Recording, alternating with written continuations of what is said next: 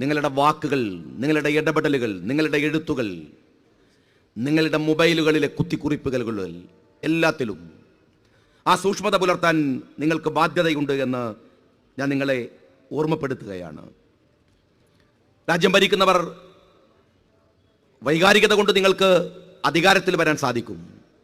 അങ്ങനെയാണ് ട്രംപ് അമേരിക്കയുടെ അധികാരത്തിലെത്തിയത്. അങ്ങനെ തന്നെയാണ് മോഡി ഇന്ത്യയുടെ അധികാരത്തിലേക്കും വന്നത്. വൈകാരികത കൊണ്ട് നിങ്ങൾക്ക് രാജ്യം ഭരിക്കാം, ഭരണത്തിലെത്താം. പക്ഷെ രാജ്യം ഭരിക്കണമെങ്കിൽ വൈകാരികതയല്ല ആവശ്യമെന്ന് ഓരോ ദിവസവും തെളിയിച്ചുകൊണ്ടിരിക്കുകയാണ് മോഡി എന്നതാണ് നമ്മൾ മനസ്സിലാക്കേണ്ടത്. എല്ലാ അർത്ഥത്തിലും മോഡിയുടെ വാദങ്ങൾ നമ്മളിപ്പോൾ കേട്ടുകൊണ്ടിരിക്കുന്നുണ്ട്. കലാപങ്ങളില്ലാത്ത ഇന്ത്യ എന്ന് മോഡി പറയുന്നു. യോഗി വന്നതിനു ശേഷം ഉത്തർപ്രദേശ് ശാന്തമാണ് എന്ന് മോഡി അവകാശവാദം ഉന്നയിക്കുന്നു. സത്യത്തിൽ ചിത്രം എന്താണ്? കൂട്ടമായ കലാപങ്ങളില്ല. ബഗൽപൂർ പോലെ നിരവധി കലാപങ്ങൾ ഗുജറാത്തിന്റെ മണ്ണിൽ നടത്തിയ പോലെയുള്ള കൂട്ടക്കലാപങ്ങളില്ല. എന്നാൽ ആൾക്കൂട്ട കലാപങ്ങളുടെ പേരിൽ ആളുകളെ തിരഞ്ഞു പിടിച്ച് ടാർഗറ്റ് ചെയ്ത് ഉത്തരേന്ത്യയുടെ തെരുവുകളിൽ ഒരു ദിവസം കൊന്നു തള്ളുന്നത് 150-ലധികം ആളുകളെയാണ് എന്ന് കണക്കുകൾ പറയുന്നു. പിന്നെ എന്തിനാണ് മോഡി ആൾക്കൂട്ട കലാപം, എന്തിനാണ് മോഡി വലിയ കലാപങ്ങൾ ഉണ്ടാവുന്നത്? ഏതർത്ഥത്തിലാണ്? ഇവിടുത്തെ ഡിമോണിറ്ററൈസേഷനെ കുറിച്ച് പറഞ്ഞു. ആരാണ് അതിന്റെ പ്രശ്നങ്ങളെ അഭിമുഖീകരിക്കാത്തത്? പെട്രോളിന്റെ വില വർധനവിനെ കുറിച്ച് പറഞ്ഞു. രസകരമായ ഒരു കാര്യമുണ്ട്. പെട്രോളിന് 100 രൂപ ആയാൽ നമ്മുടെ ഈ നാട്ടിലെ ഒറ്റ പെട്രോൾ ബങ്കിലും ആ ബങ്കിനകത്ത് 100 രൂപ, ഒരു ലിറ്ററിന് 100 എന്ന് അടയാളപ്പെടുത്താനുള്ള സംവിധാനമില്ല. എന്ന് വെച്ചാൽ 100 രൂപയാകുന്ന ദിവസം ഇന്ത്യയിലെ എല്ലാ പെട്രോൾ ബങ്കുകളിലെയും നിലവിലുള്ള മെഷീൻ മാറ്റേണ്ടി വരും. അതിനർത്ഥം ഇതുപോലെ ഒരു പുട്ടൻ ഗുണാപൻ രാജ്യം ഭരിക്കാൻ വരുമെന്ന് ഈ അടുത്ത കാലത്തൊന്നും വരുമെന്ന് ആരും വിചാരിച്ചിരുന്നില്ല. ഒരു തരത്തിലും സാങ്കത്യമില്ലാത്ത, നേരിന്റെ അംശമില്ലാത്ത ഒരു ഭരണം രാജ്യത്ത് നടത്തിക്കൊണ്ടിരിക്കുകയാണ്. എല്ലായിടത്തും വംശീയമായ കലാപങ്ങൾ ഉണ്ടാക്കുന്നു. തമിഴ്നാട്ടിൽ നമുക്കറിയാം, പെരിയോർ രാമസ്വാമിയുടെ അദ്ദേഹത്തിന്റെ ബിംബങ്ങൾ ചെരുപ്പുമാല കൊണ്ട് അണിയിച്ചാണ് തമിഴ്നാട്ടിൽ BJP അവരുടെ ഏറ്റവും വർണ്ണവെറിയുടെ രാഷ്ട്രീയത്തെ സാധ്യമാക്കുന്നത് എങ്കിൽ, അതേപോലെ തന്നെയാണ് മറ്റു രാജ്യങ്ങൾ. മഹാരാഷ്ട്രയിൽ പോയാൽ BR അംബേദ്കറിന്റെ പ്രതിമകൾ തകർക്കുന്നത് അവിടെ BJPയും RSSുമാണ്. ഓരോ സ്റ്റേറ്റുകളിലും വ്യത്യസ്തമായ നിലപാടുകൾ സ്വീകരിക്കുന്നു. ഒറീസയിലെ ക്രിസ്ത്യാനികൾക്കെതിരെയും അവിടുത്തെ ആദിവാസികൾക്കെതിരെയും അതിരൂക്ഷമായ ഭാഷയിലും കർമ്മങ്ങളിലും BJP ആ വിരുദ്ധതയെ തെളിയിക്കുകയാണ്. ഉത്തർപ്രദേശിലേക്ക് പോയാൽ ജാട്ടുകൾക്കെതിരാണ്, മുസ്ലിങ്ങൾക്കെതിരാണ്. ഓരോ സ്റ്റേറ്റുകളിലും വ്യത്യസ്തമായി. എന്നാൽ കേരളത്തിൽ വേറെ തരത്തിലാണ്. അത് ശബരിമല ഇഷ്യൂ മാത്രം നിങ്ങൾ എടുത്താൽ മതിയാവും. പാവപ്പെട്ട ഹിന്ദു സഹോദരന്മാർ അവർക്കിടയിൽ അനാവശ്യമായ ഒരു മുസ്ലിം ഭീതിയെ ഉണ്ടാക്കുകയാണ്. എന്തിനാണ് ഈ മുസ്ലിം ഭീതി ഉണ്ടാക്കുന്നത്? വ്യാജമായ മുസ്ലിം ഭീതി, ഒരു ഇസ്ലാമോഫോബിയ. അതുണ്ടാക്കി വെക്കുന്നത് ഗ്രാമപ്രദേശങ്ങളിലെ ഹിന്ദു സഹോദരങ്ങളുടെ മനസ്സിനകത്താണ്. ഇവിടെയാണ് മുസ്ലിം യൂത്ത് ലീഗിന്റെ പ്രവർത്തകരോട് ഞാൻ പറയുന്നത്, വലിയ സൂക്ഷ്മത ആവശ്യമുണ്ട്. പരസ്പര വിനിമയങ്ങൾ വർദ്ധിപ്പിക്കണം. നിങ്ങൾ ആശയങ്ങൾ പരസ്പരം കൈമാറുന്ന ഇടങ്ങൾ നിങ്ങൾ വർദ്ധിപ്പിക്കണം. രാജ്യത്തിന്റെ പൊതു ഇടങ്ങൾ നിങ്ങൾ തിരിച്ചു പിടിക്കണം. രാജ്യത്തിലെ സോഷ്യൽ മീഡിയ കൈകാര്യം ചെയ്യുന്ന പ്രവർത്തകന്മാർ അവരുടെ വാക്കുകളിൽ, ഇടപെടലുകളിൽ ഈ പുതിയ കാലത്ത്, സുതാര്യത ആവശ്യമുള്ള ഒരു കാലത്ത്, പൊതുജീവിതത്തിൽ സുതാര്യമായ ഇടപെടലുകൾ ആവശ്യമുള്ള ഒരു കാലത്ത് നിങ്ങളുടെ ഫേസ്ബുക്കുകൾ ഉപയോഗിക്കുന്നത് പോലും, സോഷ്യൽ മീഡിയ ഉപയോഗിക്കുന്നത് പോലും ഈ അപകടകരമായ ഒരു കാലത്ത് ജാഗ്രതയോടുകൂടിയാവണം എന്ന് ഞാൻ നിങ്ങളോട് പറയുന്നു. ധാരണ പിഴച്ചു പോയാൽ തെറ്റിദ്ധാരണയാവും. തെറ്റിദ്ധാരണ പിന്നീട് പോയാൽ അത് വെറുപ്പായി മാറും. വെറുപ്പ് പിന്നീട് വയലൻസ് ആവും. വയലൻസ് പോളറൈസേഷൻ ആവും. ഉത്തരേന്ത്യ മാതൃകയാണ്. ഹിന്ദു പാണിയുടെയും മുസ്ലിം പാണിയുടെയും ഇടങ്ങൾ ഉണ്ടാവുന്നത് ഇവർക്കിടയിൽ ഈ വിദ്വേഷം ഉണ്ടാകുന്നത് കൊണ്ടാണ്. പരസ്പരം ജനങ്ങൾക്കിടയിൽ വിദ്വേഷമില്ലാതെ ജീവിക്കാൻ ഒരു ജനതയെ പഠിപ്പിച്ചു എന്നതാണ് കേരളത്തിലെ മുസ്ലിം ലീഗ് രാഷ്ട്രീയത്തിന്റെ അടിസ്ഥാനം എന്ന് പറയുന്നത്. അതിനിടമുണ്ടാക്കി ലീഗ്. എല്ലായിടത്തും അവർ ഒരുമിച്ച് നിന്നു. റോഡ് ഉണ്ടാക്കുമ്പോൾ, കിണറുണ്ടാക്കുമ്പോൾ, ആശുപത്രി ഉണ്ടാക്കുമ്പോൾ, സ്കൂൾ ഉണ്ടാക്കുമ്പോൾ അവരെല്ലാവരും ഒന്നായിരുന്നു. ഇവിടുത്തെ ഹിന്ദുവും മുസ്ലിമും ക്രിസ്ത്യാനിയും ബുദ്ധനും ജൈനനും ഒക്കെ 52% ഹിന്ദുക്കളുണ്ട് ഈ കേരളത്തിൽ. എന്നാൽ അവരിൽ 3-2 പേരെയും, 3-1 പോലും BJPയുടെ പക്ഷത്ത് പോകാതെ കാത്തു സൂക്ഷിച്ചത് എന്തുകൊണ്ടാണെന്ന് ആർക്കറിയാം? ഈ രാജ്യത്തിലെ ജനങ്ങൾക്കറിയാം. ഞാൻ ചോദിക്കട്ടെ, ഫാഷിസത്തെ എങ്ങനെയാണ് നേരിടേണ്ടത്? എങ്ങനെയാണ്? ഞങ്ങൾ കാസർഗോഡ് നിന്ന് തുടങ്ങാൻ ആരംഭിച്ചതായിരുന്നു തങ്ങൾ ഈ ജാഥ. പക്ഷെ ഞങ്ങൾ മഞ്ചേശ്വരത്തേക്ക് പോയി. എന്തിനായിരുന്നു പോയത്?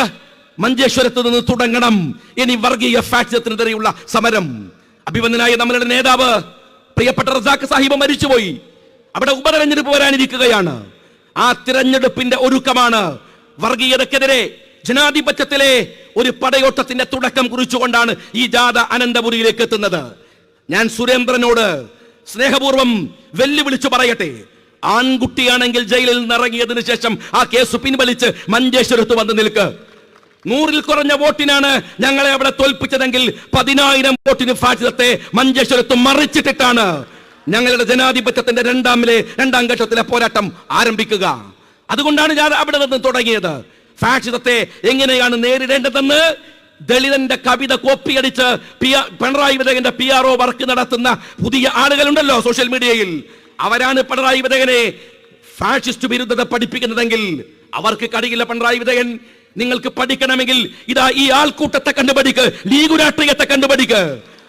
പി ജയരാജന്റെ കണ്ണൂരിൽ ഓരോ തെരഞ്ഞെടുപ്പുകളിലും BJPയുടെ വോട്ട് വർദ്ധിക്കുമ്പോ സാദിഖ് അലി ശിഹാബ് തങ്ങളുടെ മലപ്പുറത്ത് BJPയുടെ വോട്ട് പിറകോട്ട് കൊണ്ടുപോകുന്നത് ഈ അർദ്ധചന്ദ്ര താരാങ്കിതമായ ഹരിത പതാകയുടെ രാഷ്ട്രീയമാണ്. ഫാഷിസത്തെ എങ്ങനെ ചെറുക്കണമെന്ന് നിങ്ങൾ ലീഗിൽ നിന്ന് പഠിക്ക്.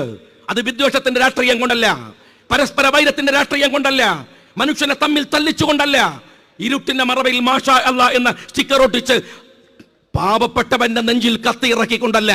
രാജ്യത്തിലെ ജനാധിപത്യത്തെ ശക്തിപ്പെടുത്താൻ കഴിയുന്ന വിധത്തിൽ, അതിന് കഴിയുന്ന തരത്തിൽ, അതിന് കഴിയുന്ന വിധത്തിലേക്ക് കൊണ്ടുവരാൻ കഴിയണം. അങ്ങനെയാണ് നിങ്ങൾക്ക് അതുകൊണ്ടാണ് ഇവിടെ നിങ്ങൾ പരിശോധിച്ചു നോക്ക്, RSSനെ നിങ്ങൾ വളം വെച്ചു കൊടുക്കുന്നു. ബഹുമാന്യനായ രാഘവട്ടൻ പറഞ്ഞു, അതിന്റെ ഏറ്റവും വലിയ തെളിവ് ശബരിമലയല്ലേ.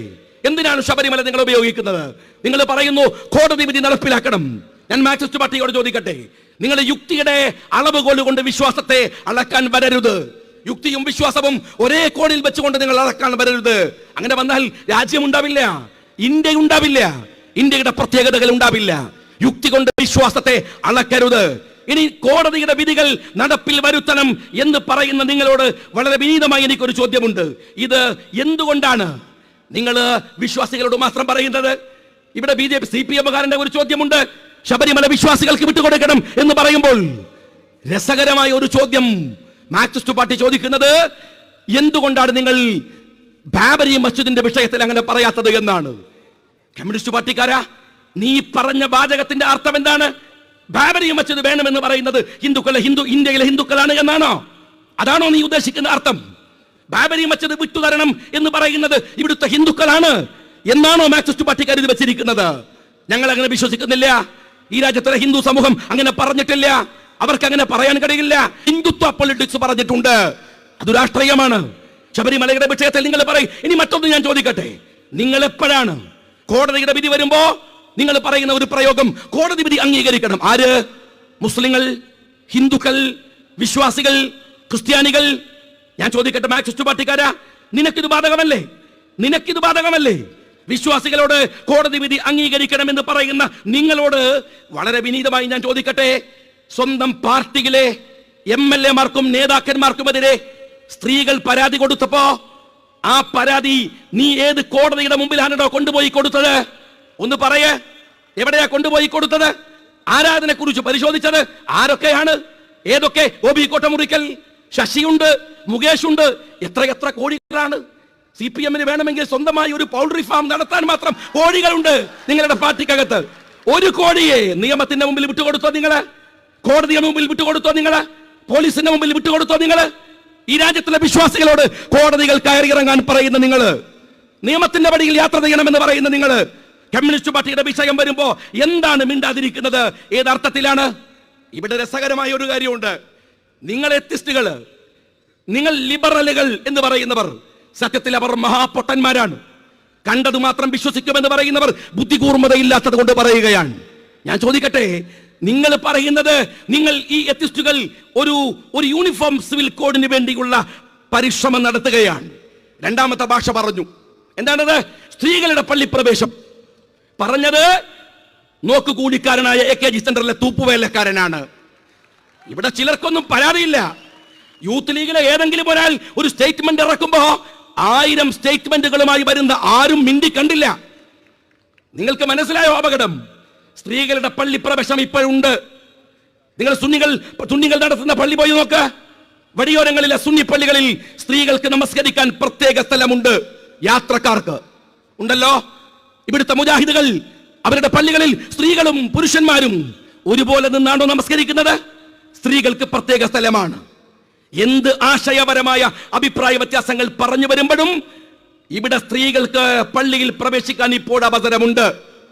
പിന്നെ എന്തിനാണ് ഈ നോക്കുകൂലിക്കാരൻ പുതിയ പള്ളി പ്രവേശത്തെ കുറിച്ച് പറഞ്ഞത്? അറിയണമോ മതസംഘടനകൾക്ക്? അറിയണമോ വിശ്വാസികൾക്ക്? അത് ഇന്ന് കാണുന്ന പോലെ മറകെട്ടി സ്ത്രീ അപ്പുറത്തും പുരുഷൻ ഇപ്പുറത്തും നിന്ന് നടത്തുന്ന നമസ്കാരമല്ല. ഒരേ വാതിലിലൂടെ കടന്ന് ഒരുമിച്ചുള്ള നമസ്കാരമാണ്. ആരും മിണ്ടി കണ്ടില്ല. പരാതിയൊന്നും ഞങ്ങൾക്കില്ല.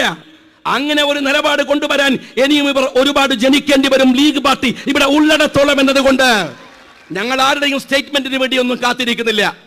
പക്ഷെ ചോദ്യം ഇതാണ്, നിങ്ങൾ കൈവച്ചു തുടങ്ങുകയാണ് എല്ലാ വിശ്വാസികത്വത്തിനുമെതിരെ, എല്ലാത്തിനുമെതിരെ. ഞാൻ ചോദിക്കട്ടെ, 18 വയസ്സുള്ള ഒരു പെൺകുട്ടിക്ക് അവളുടെ തീരുമാനം ഏത് കോടതിയുടെ മുമ്പിൽ പറഞ്ഞാലും പിതാവിന് തടയാൻ കഴിയുമോ? മാതാവിന് തടയാൻ കഴിയുമോ? ഇല്ലല്ലോ. ആ 18 വയസ്സ് കഴിഞ്ഞ പെൺകുട്ടിയുടെ വിവാഹം കഴിക്കുമ്പോ വരന്റെ കയ്യിൽ വധുവിനെ ഏൽപ്പിച്ചു കൊടുക്കാൻ കൈ കൊടുക്കുന്നത് വധുവിന്റെ പിതാവാണ്. നിങ്ങൾ നാളെ പറയാൻ പോകുന്നത് അത് പറ്റില്ല. വധുവും വരനും തമ്മിൽ അടുത്ത സ്റ്റെപ്പാണ്. നിങ്ങൾ എഴുതി കഴിഞ്ഞു. മാർക്സിസ്റ്റ് പാർട്ടിയുടെ പത്രത്തിൽ വാരികയിൽ എഴുതി കഴിഞ്ഞു. ഞാൻ ചോദിക്കട്ടെ, അങ്ങനെ പോയത് എവിടെ? നിൽക്ക സഹോദരന്മാരെ. ഇപ്പൊ എന്റെ മകൻ 5 വയസ്സുള്ള അവൻ ചെറിയ മകൻ വലിയ ഇഷ്ടമാണ്. പക്ഷെ കുരുത്തക്കേട് കാണിച്ചപ്പോ ഞാനൊന്ന് അടിച്ചു. എന്റെ വീട് പോലീസ് സ്റ്റേഷന്റെ അടുത്താണ്. അവന് വലിയ കുരുത്തക്കേട് ഉണ്ടെങ്കിൽ അവൻ സ്റ്റേഷനിൽ പോയി പറഞ്ഞാൽ എന്നെ അറസ്റ്റ് ചെയ്യും, എന്റെ ഭാര്യനെ അറസ്റ്റ് ചെയ്യും. അത് രാജ്യത്തെ നിയമം. നമ്മുടെ മക്കളാണെന്ന് കരുതി അടിക്കുമ്പോ പുതിയ ബാലപീഡന നിയമമുണ്ട്. മക്കൾ സ്റ്റേഷനിൽ പോയി എന്നെ അകാരണമായി പിതാവ് അടിക്കുന്നു എന്ന് പറഞ്ഞാൽ 5 വയസ്സുള്ള പയ്യന്റെ കൊച്ചുമകന്റെ പരാതിയിൽ വാപ്പയെ അറസ്റ്റ് ചെയ്യും. അങ്ങനെയാണെങ്കിൽ ചേലാക്രമം ബാലപീഡനാവൂലടോ. നമ്മളൊക്കെ ഞാനൊക്കെ ഓടിക്കുന്ന് കയറിയിട്ട് പിടിച്ചുകൊണ്ടോ ചെയ്തതാണ്. അങ്ങനല്ലേ ഉണ്ടായത്? നിങ്ങൾ എവിടേക്കാണ് ഇത് കൊണ്ടുപോകാൻ നോക്കുന്നത്? ഇന്ത്യ പോലെ 4599 ജാതിയും മതങ്ങളും നിറഞ്ഞു നിൽക്കുന്ന വൈവിധ്യ സംസ്കാരങ്ങളുള്ള വർഗങ്ങളുടെയും വർണ്ണങ്ങളുടെയും മനോഹരമായ സങ്കേതമുള്ള ഒരു ഇന്ത്യ, ആ ഇന്ത്യയെ, ആ നാടിനെ നിങ്ങൾ എവിടേക്ക് കൊണ്ടുപോകാൻ ശ്രമിക്കുന്നു എന്ന് ഞാൻ എൻ്റെ പ്രിയപ്പെട്ട മാർക്സിസ്റ്റ് പാർട്ടിയുടെ സുഹൃത്തുക്കളോട് ചോദിക്കട്ടെ. നിങ്ങൾ യഥാർത്ഥത്തിൽ ചെയ്യുന്നത് ഇവിടെ വളരെ ആസൂത്രിതമായി ഫാഷിസത്തിന് വഴിയൊരുക്കുകയാണ്, സംഘപരിവാരത്തിന് വഴിയൊരുക്കുകയാണ്. അവർക്ക് വേണ്ടി നിങ്ങൾ പണിയെടുക്കുകയാണ്. എന്നിട്ട് പറയാണ് നവോത്ഥാനം നടത്താൻ പോവാണ്. ആര്? പിണറായി വിജയൻ. നല്ല ആളാണ്. നട്ടപ്പാതിരക്ക് സാധുക്കളുടെ പള്ളയിൽ കത്തി കിടക്കാൻ പാർട്ടി ഓഫീസിൽ നിന്ന് കത്തി മൂർച്ച കൂട്ടി കൊടുത്തയക്കുന്ന പാർട്ടിയുടെ ജനറൽ സെക്രട്ടറി ആയിരുന്ന ഇന്ന് മുഖ്യമന്ത്രിയായ സഖാവ് പിണറായി വിജയൻ. നിങ്ങൾ എപ്പോഴാണ് നവോത്ഥാന നായകനാവുന്നത്?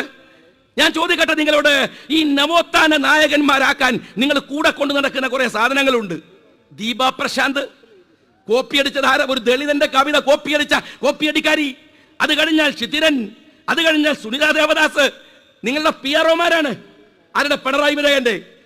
ഒരു കാലത്ത് മാർക്സിസ്റ്റ് പാർട്ടിക്ക് ആശയപരമായ ഒരു ബുദ്ധിമുട്ട് വന്നാൽ ന്യായീകരിക്കാൻ MN വിജയൻ വരും, ഗോവിന്ദൻ വരും, ഗോവിന്ദപിള്ള വരും. അവര് വന്നിട്ട് ന്യായീകരിക്കുക. ഇപ്പൊ വരുന്നത് സുനിത ദേവദാസാണ്. പിണറായി വിജയന്റെ കഷ്ടപ്പാടോ അല്ലെങ്കിൽ അദ്ദേഹത്തിന്റെ നിലവാരമോ അളുക്കാൻ വേറെ കാര്യം ആലോചിക്കേണ്ട. അല്ലെങ്കിൽ ഈ നവോത്ഥാനവും നിങ്ങളും തമ്മിൽ കടലും കടലാടിയും തമ്മിലുള്ള ബന്ധം പോലും ഇല്ലല്ലോ സഖാവേ. നവോത്ഥാനത്തിൽ നിങ്ങൾക്ക് എന്താ പങ്കുള്ളത്? ഇവിടുത്തെ KPMS പങ്കുണ്ട്, കേരള പുലയ മഹാസഭക്കുണ്ട്, പ്രത്യക്ഷ രക്ഷാ സംഘത്തിനുണ്ട്, സഭക്കുണ്ട്, ജീവന സഭക്കുണ്ട്, ഇവിടുത്തെ അരയ സമാജത്തിനുണ്ട്. അങ്ങനെ തുടങ്ങിയിട്ടുള്ള 100,000 പേർക്ക് ഈ രാജ്യത്തെ നവോത്ഥാന സംരംഭങ്ങളിലുണ്ട്. അപ്പോൾ EM ശങ്കരൻ നമ്പൂതിരിപ്പാടെന്ന ജാതിയുടെ മേൽത്തട്ട് തന്റെ ദേഹത്തു ചേർത്തു വെച്ച EMS ആ നവോത്ഥാന സംരംഭങ്ങളുടെ ഏതു ഭാഗത്താണ് ഉണ്ടായിരുന്നത് എന്ന് സഖാവ് പിണറായി വിജയൻ എന്ന് പറയേ. രസമതല്ല സ്നേഹമുള്ളവരെ. ഇന്ന് വേറെയും പുതിയ വാർത്തകളുണ്ട്, പുതിയ വർത്തമാനങ്ങൾ വന്നിട്ടുണ്ട്. എന്താണ്?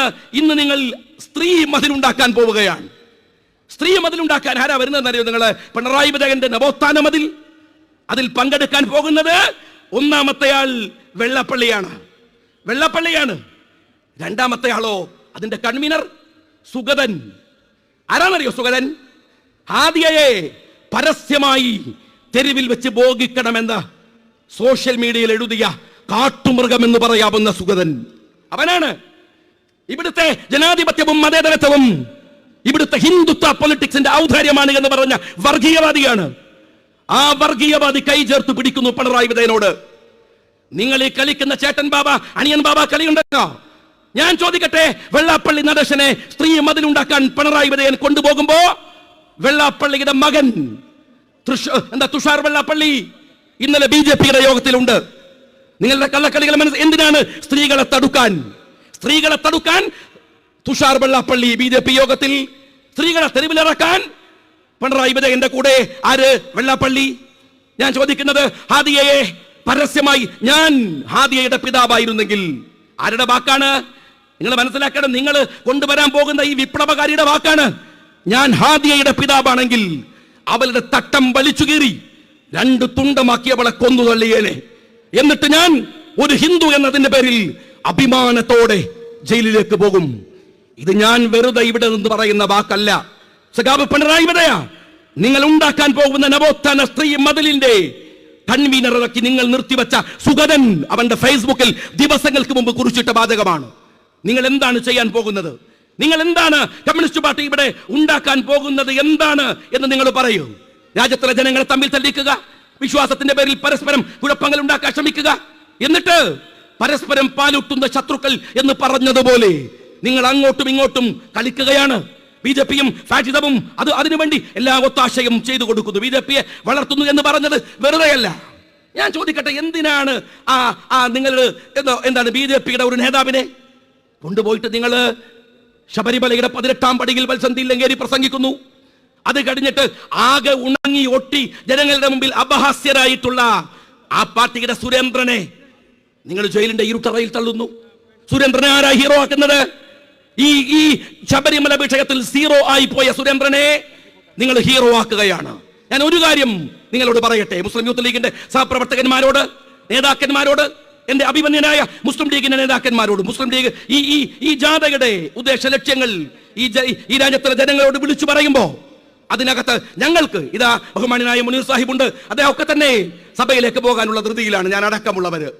ഞങ്ങൾ പറയട്ടെ, ഈ സഭ തുടങ്ങി ഇത്തവണ സഭയിൽ ചെന്നപ്പോ ഒരു പ്രളയത്തിന് ശേഷം തുടങ്ങുന്ന സഭയാണ്. പ്രളയം ഒരുപാട് പ്രത്യേകതകൾ രാജ്യത്തുണ്ടാക്കി വെച്ചിട്ടുണ്ട്. അതിലൊന്ന് പ്രളയം കുറെ സാധനങ്ങൾ ഒലിപ്പിച്ചു എന്നുള്ളതാണ്. കൊണ്ടുപോയി ആ പ്രളയത്തിൽ ഒലിച്ചുപോയി. സഭയിൽ പോയപ്പോഴും കുറെ സാധനം ഒലിച്ചു പോയിട്ടുണ്ട്. നോക്കുമ്പോൾ മാത്യു ടി തോമസിനെ മന്ത്രിസ്ഥാനത്ത് കാണാനില്ല, ഒലിച്ചു പോയതാണ്. കള്ള ഇമേജ് ഉണ്ടാക്കി സ്വയം മലപ്പുറത്തെ സുൽത്താൻ എന്ന് പറഞ്ഞ് ഫ്ലക്സ് അടിച്ചു വെക്കുന്ന ഒരു കാട്ടുകള്ളന്റെ ഇമേജ് ആ മലവെള്ളപ്പാച്ചിലിൽ യൂത്ത് ലീഗ് ഒലിപ്പിച്ചു കളഞ്ഞു. അതങ്ങ് ഒലിച്ചുപോയി. അത് കഴിഞ്ഞ് നോക്കുമ്പോ 2ാം നമ്പർ സ്ഥാനത്തിരുന്ന ബാലേട്ടനെ അവിടെ കാണാനില്ല, ഒലിച്ചുപോയി. പ്രളയത്തിൽ കുറെ ഒലിച്ചുപോയി. പ്രളയം കഴിഞ്ഞപ്പോൾ കുറെ സാധനങ്ങളൊക്കെ ബാക്കിയായി, കുറെ മണ്ണ്, മരങ്ങൾ. സഭയിൽ പോയി നോക്കുമ്പോൾ പി ജയരാജനൊരു മരം പോലെ ഇങ്ങനെ ഒലിച്ചു വന്ന് നിൽക്കുന്നുണ്ട്. പ്രളയം പോയതിനു ശേഷം വന്നതാണ്. ഞാൻ ചോദിക്കുന്നത്, 1000 പ്രളയം വന്നാലും ഒലിച്ചു പോകാത്ത ചിലതുണ്ട്. അതെന്താ അറിയോ? കാട്ടുകള്ളനായ കേരള മുഖ്യമന്ത്രി പിണറായി വിജയന്റെ 360 കോടിയുടെ ലാവ്ലിൻ കേസ് എന്ന ആ ചീത്തപ്പേരാണ്. നിങ്ങൾ ഇനി എന്ത് ഫണ്ട് കൈകാര്യം ചെയ്താലും, നാട്ടുകാരുടെ മുമ്പിൽ എന്തൊക്കെ വേഷം കെട്ടി ആടിയാലും, കാട്ടുകള്ളനും അടിമതിക്കാരനുമായിട്ടുള്ള തന്റെ അനുയായികൾക്ക് കയ്യിൽ മൂർച്ച കുട്ടിയ കത്തി കൊടുത്ത് അപകടങ്ങൾക്ക് ആഹ്വാനം ചെയ്യുന്ന പേരിൽ നിന്ന് പുതിയ പേരുണ്ടാക്കാൻ കഴിയില്ല സഖാവ് പിണറായി വിജയൻ. അതിനെന്തു ശ്രമിച്ചിട്ടും കാര്യമില്ല, ആരെ കൂട്ടുപിടിച്ചിട്ടും കാര്യമില്ല. എന്റെ പ്രവർത്തകന്മാർ നിങ്ങൾക്കറിയാം, ഞങ്ങളുടെ മുസ്ലിം യൂത്ത് ലീഗിന്റെ പ്രവർത്തകന്മാർ, ഞാൻ വരുമ്പോ കൈയടിക്കുന്നത്, നിങ്ങൾ എന്നോട് ഞാൻ സംസാരിക്കാൻ വിളിച്ചപ്പോൾ നിങ്ങൾ നൽകിയ പിന്തുണ എന്താണെന്ന് എനിക്കറിയാം, നന്നായിട്ടും അറിയാം. ഈ ഇരിക്കുന്ന നേതാക്കന്മാർ അവരെന്റെ കൂടെ ഓരോ സെക്കൻഡിലും കൂടെ ഉണ്ടായിരുന്നു. കാരണം മുസ്ലിം ലീഗിൽ പ്രവർത്തിക്കുന്ന ഒരു പ്രവർത്തകനെ, അതാരുമായി കൊള്ളട്ടെ, ഞാനൊരു നിമിത്തമാവാം. ഞാൻ പറഞ്ഞല്ലോ, മുസ്ലിം ലീഗ് ഒരു ആശയമാണ്, ആൾക്കൂട്ടമല്ല, ഒരു ആദർശമാണ്, ഒരു സംഘടന മാത്രമല്ല. ഞങ്ങളുടെ ആശയവും നിലപാടും, ആ നിലപാട് ഈ ലോകത്തിലെ മുഴുവൻ ആളുകൾക്കും അറിയാം. നിങ്ങൾ എന്താ കരുതിയത്? മുസ്ലിം ലീഗിന്റെ ഒരു പ്രവർത്തകനെ വർഗീയവാദത്തിന്റെ പേരു ചമച്ചപ്പോൾ നിങ്ങൾ കരുതി ഈ രാജ്യത്തിലെ മീഡിയകൾ മുഴുവൻ അങ്ങ് കടിച്ചു വലിച്ചവരെ തിന്നുകളയും. ഏതെങ്കിലും ഒരു മീഡിയ മാന്യമല്ലാത്ത ഒരു വാക്ക് പറഞ്ഞില്ല, തെറ്റായ ഒരു മെസ്സേജ് കൊടുത്തില്ല. ആ മീഡിയ പ്രവർത്തകന്മാരുടെ മുമ്പിൽ ഞാൻ സ്നേഹപൂർവ്വം നിൽക്കുകയാണ്. സത്യസന്ധമല്ലാത്ത ഒരു വാർത്ത കൊടുത്തില്ല. കണ്ടവർക്കറിയാം, കേട്ടവർക്കറിയാം ഇത് കള്ളമാണ് എന്ന്. എഴുതിയ നോട്ടീസ് ഞാൻ ചോദിക്കുന്നത്, നിങ്ങൾക്ക് വോട്ട് ചോദിക്കാൻ വയൽ നടത്തിയവരൊന്ന് കാണിച്ചിട്ട് അടുപ്പിച്ചാൽ പോരായിരുന്നോ ഇടതുപക്ഷക്കാരാ? അതിന് കുറച്ചൊക്കെ ഒരു ഇസ്ലാമിന് ഒരു മുസ്ലിം അടിച്ച നോട്ടീസാണെന്ന് തോന്നാവുന്ന എന്തെങ്കിലുമൊക്കെ അതിൽ വെച്ചാൽ പോരായിരുന്നോ?